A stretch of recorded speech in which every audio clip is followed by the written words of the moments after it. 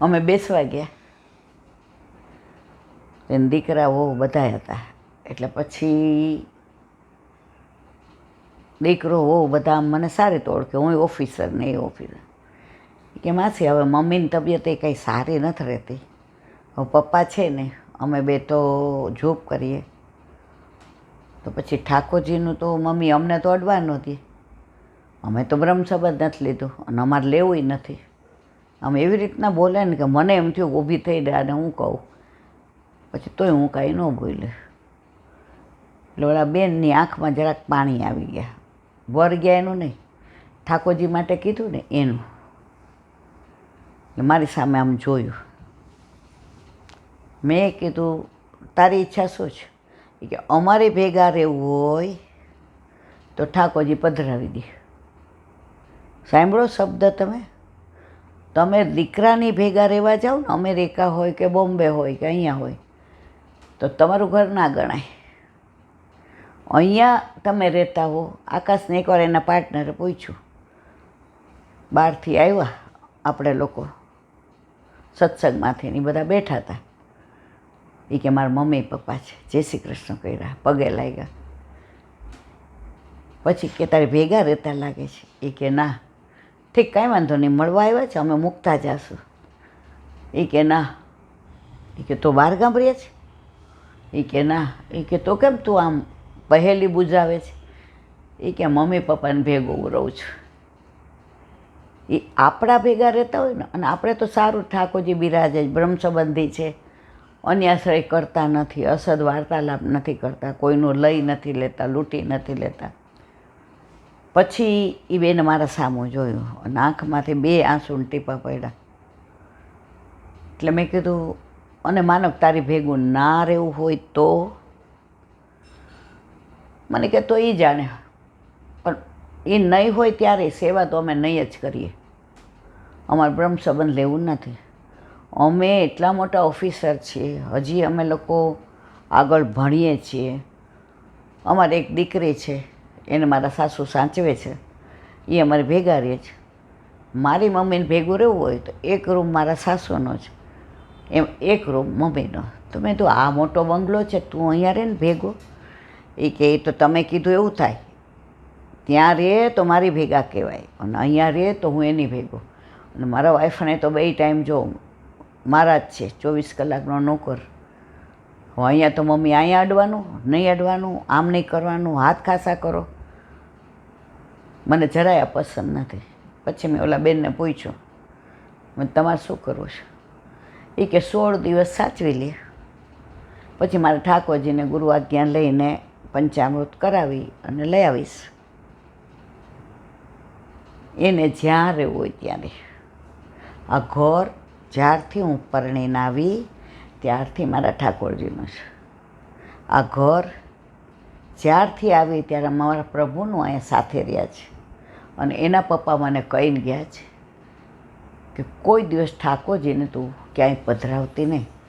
તો કે તારી તબિયત આવી છે ને, તને આટલો ડાયાબિટીસ છે ને, તને આટલું બીપી છે. એ કે ભાઈ મને કાંઈ થાય તો તું ન આવતો, પણ હું તો નહીં જ આવું તારા ઘરે. મને કે આમની ટણી જુઓ. મેં તો બેટા ટણી નથી, ખુમારી છે. કે મારે તારા ભેગું નથી રહેવું. તને આ ભણાવ્યો કોણે? તો કે તો બધાય ભણાવે છે. મેં તો આ બંગલો કોને લઈ દીધો? ત્યારે લઈ દીધો તો 2.5 કરોડનો. એ કે હોય તો લઈ જ દે ને, હું એકનો એક છું. મેં જો બેટા તારી દીકરી કે દીકરા તારા જેવડા થશે ને ત્યારે તને સમજણ પડશે. પછી પતી ગયું. છેલ્લે મને હમણાં સમાચાર મળ્યા, એ બેન પહોંચી ગયા ત્યાં સુધી ઠાકોરજીના ઘરે જ હતા, અને પછી ગ્વાલ મંડળીમાં લઈ ગયા. મારો કહેવાનો આશય એવો છે, વૈષ્ણવોના સંઘમાં જાઓ ને તો તમને સેવામાં ભાવ આવે, સત્સંગમાં ભાવ આવે, વલ્લભમાં ભાવ આવે. ઘણાયના ફોન આવે, ઈલા આંટી મારી ફ્રેન્ડના ઠાકોરજી છે એને અનુકૂળતા નથી. હવે મારા દાદીજી સાસુના ઠાકોરજી છે, એ સેજ આમ થઈ ગયા છે ને આમ થઈ ગયા છે ને આમ થઈ ગયા છે, તો હું યમુનાજીમાં પધરાઈ આવું અને પેલીના મારે લઈ આવવા છે. મેં કીધું જો બેન, પોણો કલાકથી તું વાત કરસ, હું સાંભળું છું, પણ મારા બોલવાનું ત્રેવડ નથી. જો તારી યાર અડધો કલાક બોલું તો અત્યારે મારા બોલાય નહીં. આ બધાનું એક જ વાક્ય, મારો વર ઉંમર થાય અને સેજ માંદો પડે તો એને વૃદ્ધાશ્રમમાં ન મોકલાય, એને વ્રજમાં ન મોકલી દેવાય, મારે એની હારે જ રહેવાય. અને બેનપણીનો વર ગમે એટલો દેખાવડો, રૂપાળો, સરસ હોય, એના વરને એની પાસે જ રહેવા દેવાય, આપણા વર પાસે જ આપણે રહેવાય. હવે મારી પાસે આનાથી અડધો પોણો કલાક ગોળ ગોળ ગોળ ગોળ તમે કહો તો હું પધરાવું. મેં કીધું ઠાકોરજીમાં કોઈ દિવસ વૈષ્ણવને ખબર જ ન પડે. ઠાકોરજીની બધી આજ્ઞા વલ્લભકુળ આપે. કારણ બ્રહ્મ સંબંધ કોણે દીધું? પછી ઠાકોરજી કોણે પુશ કરી દીધા? તો એમાં હું કાંઈ બોલી શકું? હા, હું ખાલી સત્સંગમાં આનો આ ભાવ થાય, આ ઉત્સવ છે, આ દિવસે આ કરવાનું, આ સામગ્રી આમ થાય, કે વ્રજમાં જાય છે તો હાલો તમારે બધાને આવવું હોય તો. આનાથી વિશેષ મારો કોઈ અધિકાર જ નથી. એટલે આ તો મેં એક દાખલો આપ્યો. બાકી હું યુટ્યુબના ચેનલથી કહેવા માગું છું, ઠાકોરજીમાં કોઈ દિવસ વૈષ્ણવની આજ્ઞા હોય જ નહીં, વલ્લભકુળની જ હોય. અને ગમે એટલા કિરીટભાઈજી જેવા આવે ને જાય, વલ્લભકુળ પાસે જ બ્રહ્મ સંબંધ લેવાય અને વલ્લભકુળ પાસે જ ઠાકોરજી પુષ્ટ કરાવાય. એટલે હવે બધા મને આવા બધા પ્રશ્નો પૂછી અને એમને એકની વાત તમે 10 વાર ગોળ ગોળ ફેરવો કે તમારે જોઈ તો જવાબ આપો. પણ બેન, મેં 30 વર્ષ ગવર્મેન્ટની નોકરી કરી છે, રોજ 1000 માણસના ટચમાં આવીએ, એટલે મને ખબર છે કોણ મારી પાસે કયો શબ્દ કઢાવવા માગે છે. પણ મારી દીનતા મારે નહીં છોડવાની, વૈષ્ણવ છું એ. બાકી આ વાત બિલકુલ ગેરવ્યાજબી છે કે બીજાના વરને હું લઈ આવું, એ હવે તારે જોવાનો. બરાબર? હવે વાત કરતા હતા વલ્લભની. આ તો વચ્ચે પાછું યાદ આવી જાય એટલે એવું છે બધું પ્રસંગો. અમે નાનપણથી ગર્ભના સંસ્કારો વૈષ્ણવના હતા ને, એટલે અમારા જીવનમાં વધુ પ્રસંગો વૈષ્ણવો સાથેના, વલ્લભકુળ સાથેના. અમે નાના હતા, 7-8 વર્ષના, એટલે અમે એક લાલીબાની સાથે વાંચવા જઈએ. એટલે હું હંમેશા ઓલું સ્કૂલ ફર્સ્ટ આવું એટલે દાદીજીએ મને કહ્યું કે ઇન્દુ તું લાલીબારે ભણ બેટા. એટલે રાતના અમારી એક જ દિવાલ, એટલે 11 વાગે એટલે મારા કાકા બૂમ પાડે, બેબી હાલો બટા. હવે રોજ જે એવું સરસ આટલું મોટું કઢેલો દૂધનો ગ્લાસ લાલીબા માટે દાદીજી લઈ આવે. એટલે પછી એમ કે અધરામત ઇન્દુને દેજે હો. હવે રોજ દે મને. મારી આ પહેલાં આપણે કેવા હતા. પછી એક દિવસ હું તો મેં કીધું આખો દિવસ અમારે તમારું એઠું ખાખ્યા કરવાનું, અમારે નથી ખાવું. અને બરાબર દાદીજી ત્યાંથી પસાર થતા હતા. પહેલાં તો કેવું હતું, આમ એક હરો હાડલો ને આમ એમનું રૂપ ને સ્વરૂપ ને આભા ને પ્રકાશ ને અંદર આવ્યા. શું કહેતી હતી બેટા? મેં તો અમને રોજ એઠું આપે છે, અમારે નથી ખાવું પીવું. મેં કીધું. પછી એમણે જે મને સમજાવ્યું, દીકરા અત્યારે ગળામાં કંઠી છે, તો 10 વર્ષ કે 12 વર્ષની છે, તને કોણે આપી? મેં કીધું વલ્લભકુળે. તું કોઈને કંઠી આપી શકે? મેં કીધું ના. તાર ચરણમાં કોઈ લક્ષ્મી મૂકે? મેં કીધું ના. તારા કોઈ ચરણ સ્પર્શ કરે? મેં કીધું ના. તમે બજારમાં ખાઈ શકો એમ અમે જાય? ના.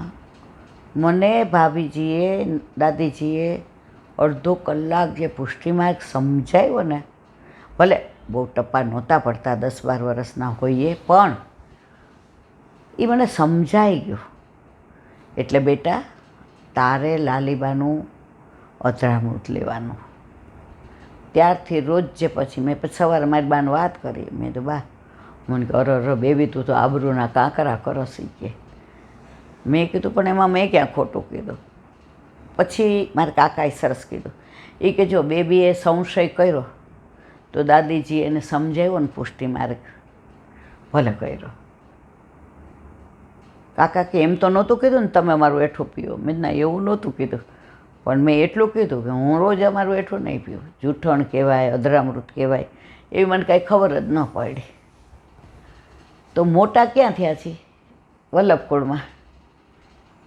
એટલા વૈષ્ણવ ઘરે આવે, એટલું માહોલ એવું. એટલે ઓલું કહેવાય ને કે નાનપણથી જ એકને જ જોયો છે. હવે નાનપણથી આપણે બાજુમાં રહેતા હોય ને તમારી હારે હો, પછી બીજા કોઈની કલ્પના જ ન આવે ને. જો લૌકિકમાં ન આવે તો અલૌકિકમાં ક્યાંથી આવે? વાત કરતા હતા વલ્લભની.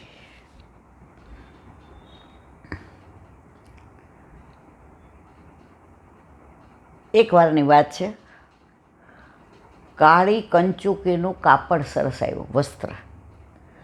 એટલે ગુસાઈજીએ કહ્યું કે ઠાકોરજી શ્રીજી બાવા માટે આની કંચુકી સરસ થશે. એટલી સરસ કરી દરજીએ, માપ પ્રમાણે જ, 1 ઇંચ ઓછું નહીં કે 1 ઇંચ નાનું નહીં.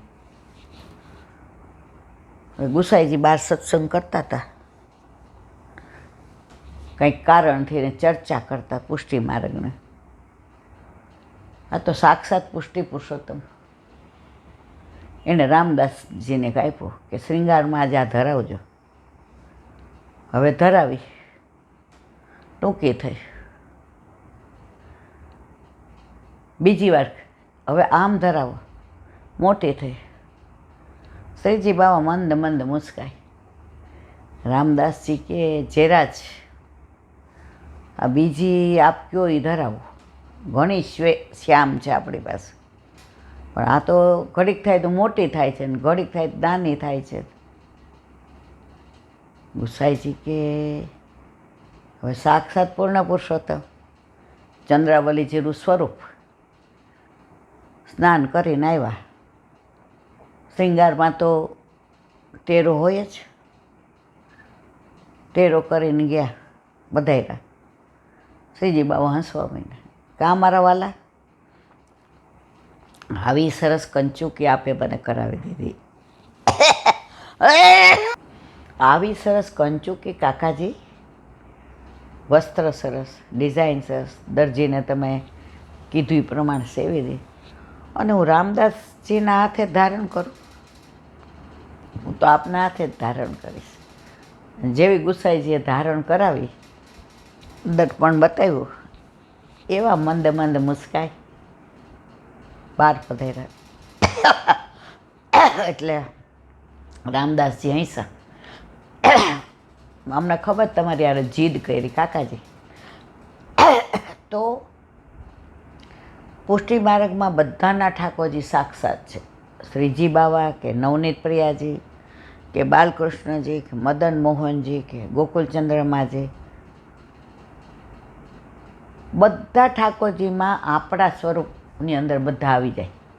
આપણા ઘરે બિરાજતા આપણા ઠાકોરજીમાં એક હાથ ઊંચો છે, એ શ્રીજી બાવા છે. ગોળ પીઠિકા છે, એ મથુરાધીશ છે. મુખ પર તમને માખણ જેવું દેખાય, બાલકૃષ્ણજી છે. વેણું ધરાવો, મદન મોહનજી ને ગોકુલચંદ્રમાજી. લડ્ડુ ખવડાવો, બાલકૃષ્ણજી. તમારે ક્યાંય જવાની જરૂર નથી, પણ આપણી આંખરે એવી ટેવ પડી ગઈ છે કે આપણને આડંબર બહુ ગમે. તમે મંદિરમાં જાઓ, હવેલીમાં જાઓ, શ્રૃંગાર એવા હોય, સજાવટ એવી હોય,